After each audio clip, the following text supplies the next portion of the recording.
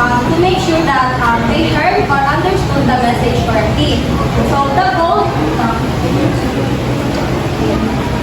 is to build better understanding between people. So we have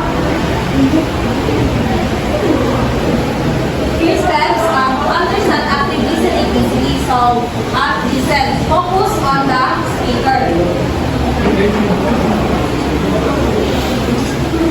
Right, guys. So number 2, we have understand.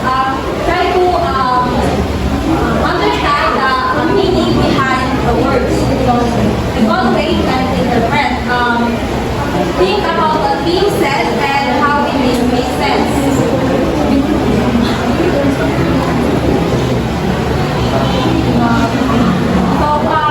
Why this active listening is important? Because active listening makes the communication clear. It helps avoid misunderstanding between. It helps avoid misunderstanding and make people feel more comfortable and willing to talk. It shows that we care and we are willing to listen. So let's go to benefits of active listening.